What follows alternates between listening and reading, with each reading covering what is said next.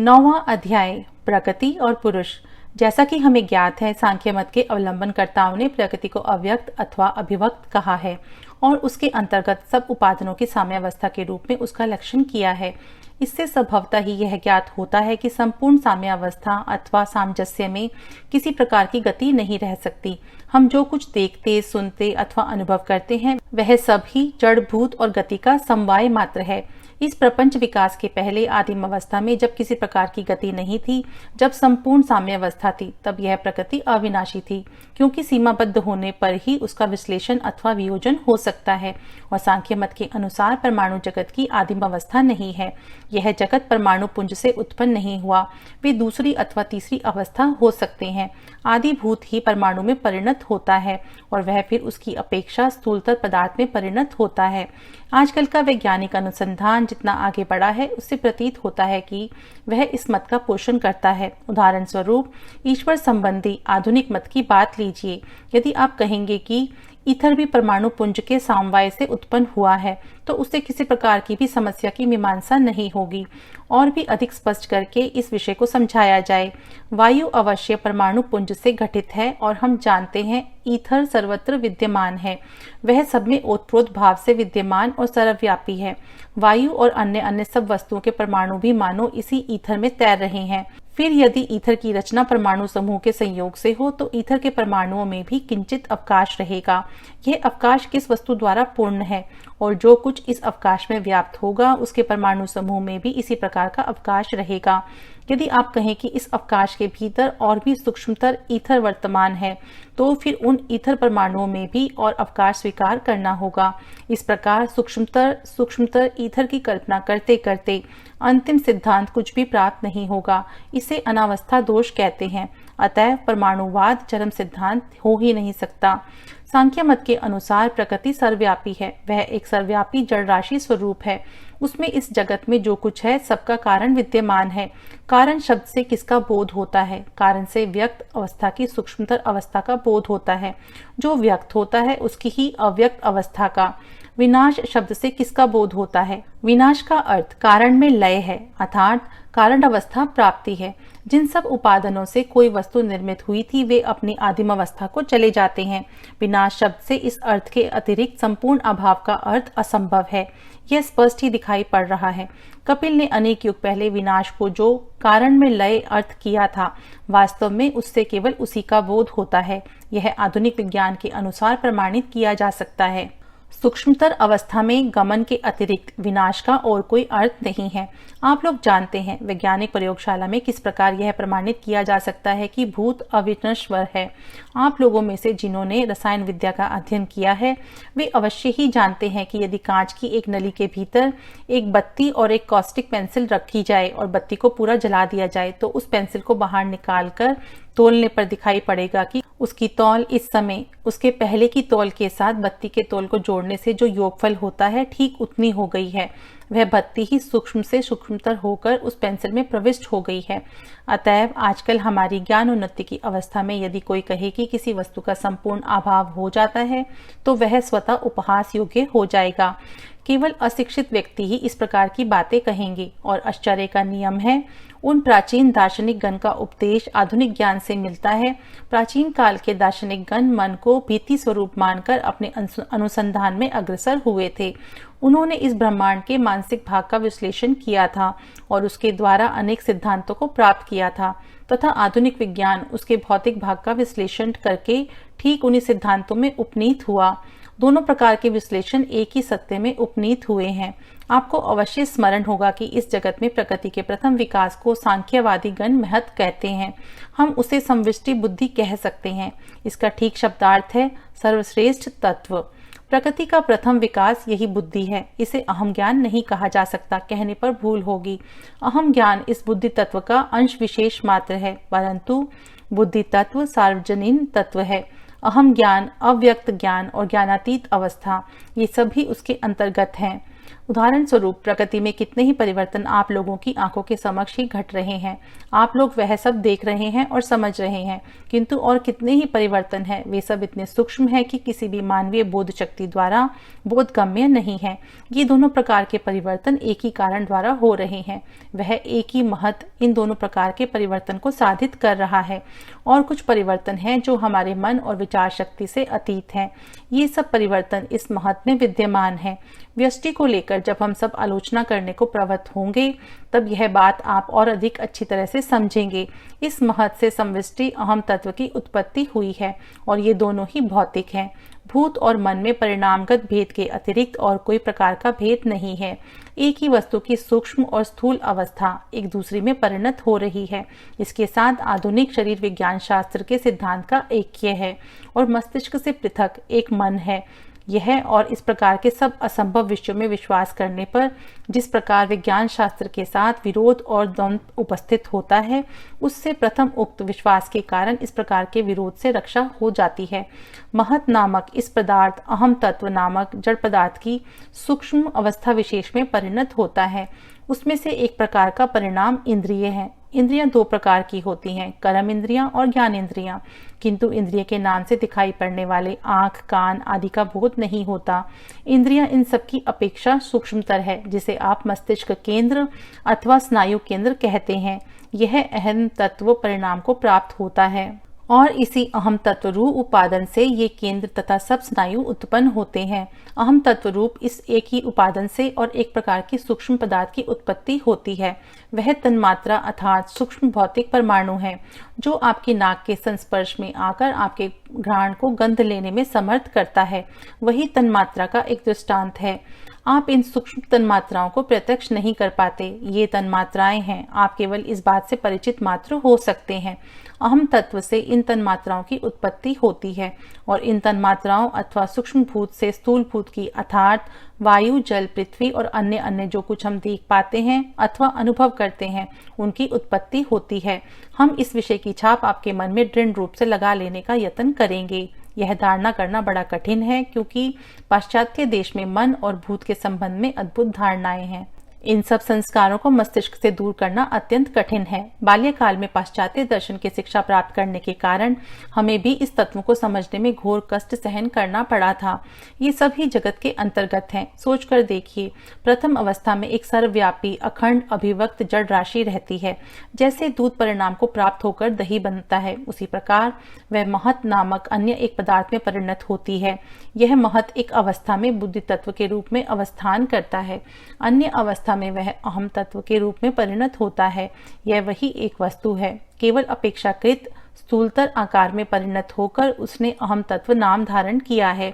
इसी प्रकार समग्र ब्रह्मांड मानव स्तर स्तर से विचरित है।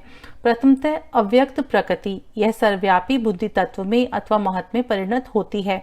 यह फिर सर्वव्यापी अहम तत्व अथवा अहंकार में और यह परिणाम प्राप्त करके फिर सर्वव्यापी इंद्रिय गाय भूत में परिणत होता है। यही भूत संविष्टि इंद्रिय अथवा केंद्र समूह में और संविष्टि सूक्ष्म परमाणु समूह में परिणत होती है। फिर इन सबके मिलने पर स्थूल जगत प्रपंच की उत्पत्ति होती है। सांख्य मत के अनुसार यही सृष्टि का कर्म है और वृहत ब्रह्मांड में जो है वह व्यष्टि अथवा शुद्ध ब्रह्मांड में भी अवश्य रहेगा। व्यष्टि स्वरूप एक मनुष्य की बात लीजिए। प्रथमतः उसके भीतर वही साम्य अवस्थापन प्रकृति का अंश विद्यमान है। वही जड़ स्वरूप प्रकृति उसके भीतर महत रूप में परिणत हुई है। उसी महत अर्थात सर्वव्यापी बुद्धि तत्व का शुद्र अंश उसके भीतर विद्यमान है और उसी सर्वव्यापी बुद्धि तत्व का शुद्र अंश उसके भीतर अहम तत्व में अथवा अहंकार में परिणत हुआ है। वह उसी सर्वव्यापी अहम तत्व का ही शुद्र अंश मात्र है। यह अहंकार फिर इंद्रिय और तन्मात्रा में परिणत हुआ है। तन्मात्राओं ने फिर परस्पर मिलकर इस शुद्ध ब्रह्मांड देह की रचना की है। यह विषय हम सुस्पष्ट रूप से आपको समझाना चाहते हैं, क्योंकि वेदांत समझने के लिए यह प्रथम सोपान स्वरूप है और यह जानना आपके लिए अत्यंत आवश्यक है, क्योंकि यही समग्र जगत के विभिन्न प्रकार के दर्शन शास्त्र की भीति स्वरूप है। जगत में ऐसा कोई दर्शन शास्त्र नहीं है जो इस सांख्य दर्शन के प्रतिष्ठाता कपिल के प्रति ऋणी ना हो। पाइथागोरस ने भारत में आकर इस दर्शन का अध्ययन किया था और ग्रीक वासियों के निकट वे इनके अन्य तत्व ले गए थे। तत्पश्चात वह सिकंदरिया के दार्शनिक संप्रदाय की भीति रूप में प्रतिष्ठित हुआ और भी परवर्ती काल में वह नॉस्टिक दर्शन की भीति बना। इस प्रकार वह दो भागों में विभक्त हुआ। उसका एक भाग यूरोप और सिकंदरिया में गया और दूसरा भाग भारत में ही रहा तथा सब प्रकार के हिंदू दर्शन का भीति स्वरूप बन गया, क्योंकि व्यास का वेदांत दर्शन इसकी ही परिणति स्वरूप है। यह कपिल दर्शन ही जगत में युक्ति विचार द्वारा जगत तत्व की व्याख्या का सर्वप्रथम यत्न है। उसके प्रति उचित सम्मान प्रदर्शन करना जगत के सब दार्शनिक गण के लिए उचित है। हम आपके मन में यह बात विशेष रूप से स्थित कर देना चाहते हैं कि कपिल दर्शन शास्त्र के जनक हैं, अतः हम उनके उपदेश सुनने को बाध्य हैं और वे जो जो कह गए हैं उन सब के प्रति श्रद्धा व्यक्त करना हमारा कर्तव्य है। यहाँ तक कि वेद में भी इस अद्भुत व्यक्ति का, इस सर्वप्राचीन दार्शनिक का उल्लेख देखने को मिलता है। उनके अनुभूति समूह कितने अपूर्व हैं। यदि योगी गण की अति इंद्रियां प्रत्यक्ष शक्ति का कोई प्रमाण आवश्यक हो तो कहना होगा कि इस प्रकार के व्यक्ति ही उसके प्रमाण हैं। उन सब ने किस प्रकार इन सब तत्वों को उपलब्ध किया। उनके पास अणुवीक्षण अथवा दूरवीक्षण यंत्र तो था नहीं। उनकी अनुभव शक्ति कितनी सूक्ष्म थी, उनके विश्लेषण कैसे निर्दोष और कितने अद्भुत थे। अस्तु अब पूर्व प्रसंग को फिर से आरंभ किया जाए। हम शुद्ध ब्रह्मांड मनुष्य के तत्व की आलोचना कर रहे थे। हमने देखा है वृहत ब्रह्मांड जिन नियमों से निर्मित है, शुद्ध ब्रह्मांड की रचना भी उसी प्रकार हुई है। पहले अभिव्यक्त अथवा संपूर्ण साम्यावस्था संपन्न प्रकृति थी, तत्पश्चात उसमें विषमता प्राप्त होने पर कार्य आरंभ हुआ और इस कार्य के फलस्वरूप जो प्रथम परिणाम हुआ वह महत अर्थात बुद्धि है। अब आप देख रहे हैं मनुष्य में यह बुद्धि विद्यमान है। वह सर्वव्यापी बुद्धि तत्व अथवा महत का शुद्र अंश स्वरूप है। उससे अहम ज्ञान का आविर्भाव हुआ।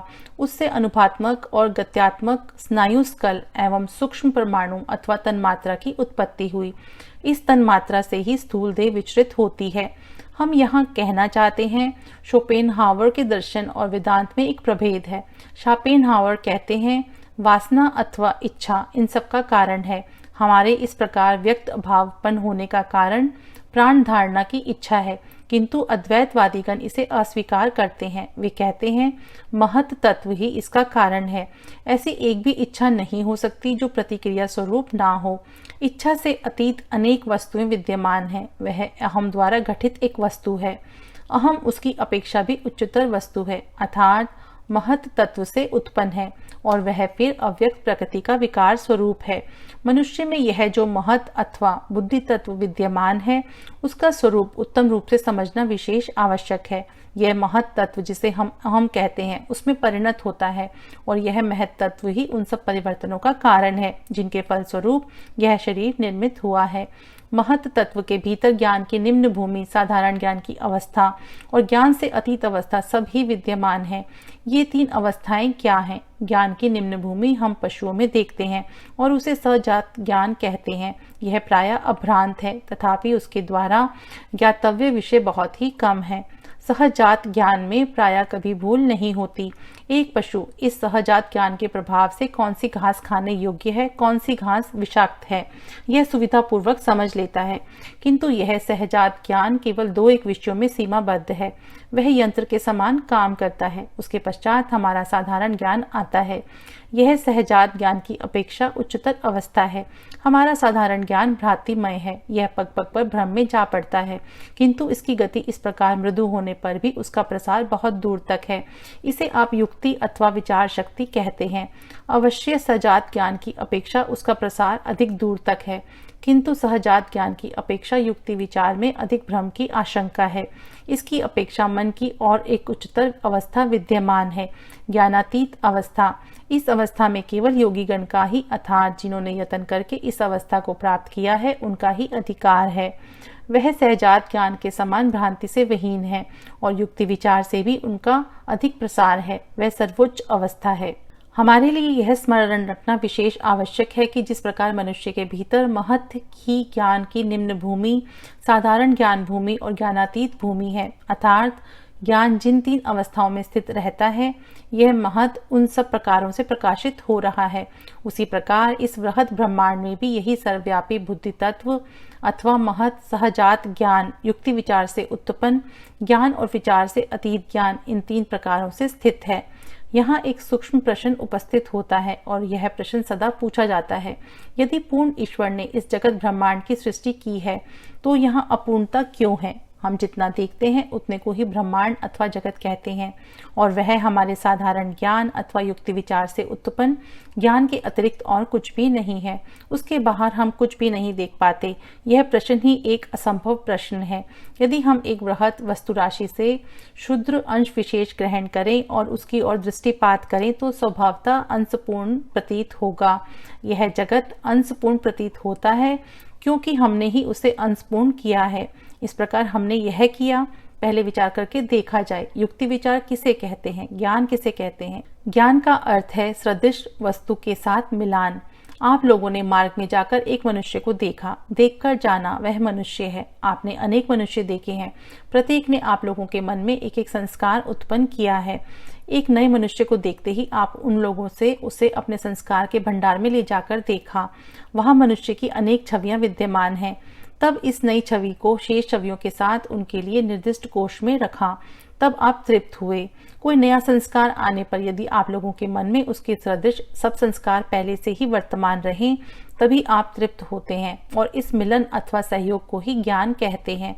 अतएव ज्ञान का अर्थ पहले से ही हमारी जो अनुभूति समष्टि विद्यमान है उसके साथ और एक सजातीय अनुभूति को एक ही कोश में प्रतिष्ठित कर देना है तथा पहले से ही आपका एक ज्ञान भंडार ना होने पर, ना रहने पर कोई नया ज्ञान ही आपको नहीं हो सकता। यही आपका सर्वोत्तम प्रबल प्रमाण है। यदि आपका पूर्व ज्ञान कुछ ना कहे अथवा अनेक यूरोपीय दार्शनिकों का जैसा मत है, मन यदि अनुत्कीर्ण फलक स्वरूप हो तो उसके पक्ष में किसी प्रकार का ज्ञान प्राप्त करना असंभव है, क्योंकि ज्ञान का अर्थ पहले से ही जो सब संस्कार विद्यमान हैं उनके साथ तुलना करके नूतन का ग्रहण मात्र ही है। ज्ञान का भंडार पहले से ही वर्तमान रहना चाहिए जिसके साथ आप नए संस्कार को मिलाएंगे। मान लीजिए एक शिशु ने जन्म ग्रहण किया जिसमें यह ज्ञान भंडार नहीं है। ऐसी स्थिति में उसके पक्ष में किसी प्रकार का ज्ञान लाभ करना बिल्कुल असंभव है। अतः स्वीकार करना ही होगा कि उस शिशु में अवश्य ही इस प्रकार का एक ज्ञान भंडार था और इस प्रकार अनंत काल से ज्ञान लाभ हो रहा है। इस सिद्धांत की अवहेलना करने का कोई अवलंब नहीं है। यह गणित के समान एक ध्रुव सिद्धांत है। यह बहुत कुछ स्पेंसर तथा अन्य यूरोपीय दार्शनिकों के सिद्धांत की सदृश है। उन्होंने केवल इतना ही देखा है कि अतीत ज्ञान का भंडार ना रहने पर किसी प्रकार का ज्ञान लाभ असंभव है। अतएव शिशु पूर्व ज्ञान लेकर जन्म ग्रहण करता है। उन्होंने यही समझा है कि कारण कार्य में अंतर्निहित होता है। वह सूक्ष्म आकार में परिणत हो बाद में विकास प्राप्त करता है। परंतु ये दार्शनिक गण कहते हैं कि शिशु जो संस्कार लेकर जन्म ग्रहण करता है वह उसके निज की अतीत अवस्था के ज्ञान से प्राप्त नहीं है, वह उसके पूर्व पुरुषों का संचित संस्कार है। वंशानुक्रमिक संचार द्वारा वह उस शिशु के भीतर आया है। अत्यंत शीघ्र ही ये समझेंगे कि यह मतवाद प्रमाण युक्त नहीं है और इस बीच में अनेक ने इस वंश अनुक्रमिक संचार के मत के विरुद्ध तीव्र आक्रमण आरंभ किया है। यह मत असत्य नहीं है किंतु अंशपूर्ण है। वह केवल मनुष्य के जड़ भाग की व्याख्या मात्र करता है। यदि आप कहें इस मत अनुसार पारिपार्श्विक अवस्था के प्रभाव की किस प्रकार व्याख्या की जा सकती है, तो इसके उत्तर में वे कहते हैं अनेक कारणों से मिलकर एक कार्य होता है। पारिपार्श्विक अवस्था उनमें से एक है। दूसरी ओर हिंदू दार्शनिक गण कहते हैं हम स्वतः ही अपनी पारिपार्श्विक अवस्था के गठन करता है, क्योंकि हम अतीत अवस्था में जैसे थे वर्तमान में भी वही रहेंगे। हम इसे दूसरे प्रकार से व्यक्त करना चाहें तो कहेंगे हम अतीत काल में जैसे थे वैसे ही यहाँ भी उसी अवस्था को प्राप्त होते हैं। अब हमने समझा ज्ञान शब्द से क्या बोध होता है। ज्ञान और कुछ नहीं, पुरातन संस्कारों के साथ एक नए संस्कार को गूंथना, एक ही कोश में संचित करके रखना है। नए संस्कार को पहचान लेना है। पहचान लेने अथवा प्रत्यज्ञ विज्ञा का अर्थ क्या है? हम पे पहले से ही जो सदृश संस्कार समूह विद्यमान हैं उनके साथ उसके मिलन का आविष्कार ही वह है। ज्ञान का अर्थ इसके अतिरिक्त और कुछ नहीं है। यही यदि ठीक है तो अवश्य स्वीकार करना होगा कि इस ज्ञान लाभ की प्रणाली से जितने अदृश्य विषय हैं सबको देखना होगा। यही बात है ना? मान लीजिए आपको पत्थर के एक खंड को जानना है, तो उसके साथ सदृश अथवा अनुरूपता के लिए उससे मिलाने के लिए आपको उसके सदृश पत्थर के सब खंडों को देखना होगा। किंतु जगत के संबंध में हम ऐसा नहीं कर पाते, क्योंकि अपने साधारण ज्ञान द्वारा हम उसका एक प्रकार का अनुभव मात्र प्राप्त करते हैं। उसकी अन्य दिशा की ओर हम कुछ भी नहीं देख पाते जिससे उसके सदृश वस्तु के साथ उसे मिला सके। इसलिए जगत हमारे निकट अबोध्य होता है, क्योंकि ज्ञान और विचार सर्वदा ही सदृश वस्तु के साथ मिलन साधन में नियुक्त हैं। ब्रह्मांड का यह अंश जो हमारे ज्ञान से अविच्छिन्न है, हमें एक विस्मयकर नूतन पदार्थ प्रतीत होता है। उससे मिल सके ऐसी कोई उसके सदृश वस्तु हम नहीं पाते, इसलिए उस विषय में इतना विवाद है। हम सोचते हैं जगत अत्यंत भयानक और बुरा है, कभी कभी हम उसे अच्छा भी समझते अवश्य हैं, किंतु साधारणतः उसे अंशपूर्ण सोचते हैं। जगत को जाना जाएगा जब हम उसके समान ऐसी सदृश वस्तु का आविष्कार कर सकेंगे जो उससे मिल सके। हम तभी उस सब को जान सकेंगे। हम सब इस जगत के अपने इस शुद्ध अहम ज्ञान के बाहर जाएंगे। केवल तभी जगत हमें ज्ञात होगा। जितने दिनों तक हम यह नहीं कर लेते, उतने दिनों तक हमारे सब निष्फल यत्नों द्वारा कदापि उसकी व्याख्या नहीं होगी, क्योंकि ज्ञान का अर्थ है सदृश विषय का आविष्कार, और हमारी यह साधारण ज्ञान भूमि हमें केवल जगत का आंशिक भाव मात्र प्रदान करती है। यह समष्टि महत अथवा हम अपने साधारण प्रतिदिन के व्यवहार की भाषा में जिन्हें ईश्वर कहते हैं, उनकी धारणा के संबंध में भी यही बात है। हमारा ईश्वर संबंधी जो धारणा है वह उसके प्रति एक विशेष प्रकार का ज्ञान मात्र, उसकी आंशिक धारणा मात्र है। उसके अन्य सब भाव हमारी मानवीय असंपूर्णता द्वारा आवृत हैं। सर्वव्यापी हम इतने वृहत हैं कि यह जगत तक हमारा अंश मात्र है। इसी कारण हम ईश्वर को अंशपूर्ण देखते हैं और हम उनका भाव कभी नहीं समझ पाते, क्योंकि वह असंभव है। उनको समझने का एकमात्र उपाय युक्ति विचार के अतीत प्रदेश में जाना है, अहम ज्ञान के बाहर जाना। जब श्रुत और श्रवण, चिंतित और चिंता, इन सब के बाहर जाओगे, केवल तभी सत्य लाभ करोगे। शास्त्र की सीमा के बाहर चले जाओ, क्योंकि वे जगत कारण त्रिगुणात्मक प्रकृति तक ही सीमित हैं तथा वहीं तक शिक्षा देते हैं। इसके बाहर जाने पर ही हम सामंजस्य और मिलन देख पाते हैं, उसके पहले नहीं। यहाँ तक यह स्पष्ट ज्ञात हो गया है कि यह वृहत और शुद्ध ब्रह्मांड एक ही नियम से निर्मित है, और इस शुद्ध ब्रह्मांड के एक ही सामान्य अंश को ही हम जानते हैं। हम ज्ञान के निम्न भूमि को भी नहीं जानते, ज्ञान से अतीत भूमि को भी नहीं जानते। हम केवल साधारण ज्ञान भूमि को ही जानते हैं। यदि कोई व्यक्ति कहे मैं पापी हूँ, तो वह निर्बोध मात्र है, क्योंकि वह अपने को नहीं जानता। वह अपने संबंध में नितांत अज्ञ है। वह केवल अपने एक अंश को जानता है, क्योंकि ज्ञान उसकी मानस भूमि के केवल एक अंश में व्याप्त है। समग्र ब्रह्मांड के संबंध में भी यही बात है। युक्ति विचार द्वारा उसके एक अंश मात्र को जानना ही संभव है, किंतु जगत प्रपंच कहने पर ज्ञान की निम्न भूमि, साधारण ज्ञान भूमि, ज्ञानातीत भूमि, व्यष्टि महत, समष्टि महत तथा उसके पश्चात के सब विकार, इन सब का ही बोध हो जाता है, और ये सब साधारण ज्ञान के अतीत हैं। कौन प्रकृति को परिणाम प्राप्त कराता है? हमने यहाँ देखा कि प्राकृतिक सभी वस्तुएं, यहाँ तक कि प्रकृति स्वयं भी जड़ और अचेतन है। ये नियम के अधीन होकर काम कर रहे हैं। सभी वस्तुएं विभिन्न द्रव्यों के मिश्रण स्वरूप हैं और अचेतन हैं। मन, महत्त्व, निश्चयात्मिका, वृत्ति, ये सब अचेतन हैं, किंतु वे सभी ऐसे एक पुरुष के चित्त अथवा चैतन्य के प्रतिबिंब से प्रतिबिंबित हो रहे हैं जो इन सब के अतीत है, और सांख्य मत अनुयायियों ने इसे ही पुरुष नाम की संज्ञा दी है। ये पुरुष जगत में, प्रकृति में ये जो सब परिणाम हो रहे हैं, उनका साक्षी स्वरूप कारण है। अर्थात इस पुरुष को ही यदि सार्वजनीन अर्थ में ग्रहण किया जाए तो वह ही ब्रह्मांड का ईश्वर है। यह कहा जाता है कि ईश्वर की इच्छा से ब्रह्मांड की सृष्टि हुई है। साधारण दैनिक वाक्य के व्यवहार के हिसाब से यह अत्यंत सुंदर वाक्य हो सकता है, किंतु इसकी अपेक्षा उसका और अधिक मूल्य नहीं है। इच्छा किस तरह सृष्टि का कारण हो सकती है? इच्छा प्रकृति का तीसरा अथवा चौथा विकार है। अनेक वस्तुएं इसके पहले ही बनी हैं। उनकी सृष्टि किसने की? इच्छा एक यौगिक पदार्थ मात्र है, और जो कुछ यौगिक है वह सब कुछ प्रकृति से ही उत्पन्न है। इच्छा स्वयं कदापि प्रकृति की सृष्टि नहीं कर सकती, वह एक अमिश्र वस्तु नहीं है। अतएव ईश्वर की इच्छा से इस ब्रह्मांड की सृष्टि हुई है, यह कहना युक्ति विरुद्ध है। मनुष्य के भीतर इच्छा हमारे अहम ज्ञान के अल्प अंश मात्र में व्याप्त है। कुछ व्यक्ति कहते हैं वह हमारे मस्तिष्क का संचालन करती है। यदि यही वह करती होती तो आप इच्छा करते ही मस्तिष्क का कार्य बंद कर देते, किंतु यह तो आप नहीं कर पाते। अतएव इच्छा मस्तिष्क को संचालित नहीं कर रही है। हृदय को गतिशील कौन कर रहा है? इच्छा कदापि यह नहीं कर रही है, क्योंकि यदि ऐसा होता तो इच्छा करते ही हृदय की गति रोक सकते थे। इच्छा आपकी देह को भी परिचालित नहीं कर रही है, ब्रह्मांड को भी गतिशील नहीं कर रही है। दूसरी कोई वस्तु उन सब की नियामक है। इच्छा जिसका एक विकास मात्र है, इस देह को ऐसी एक शक्ति परिचालित कर रही है। इच्छा जिसका विकास मात्र है।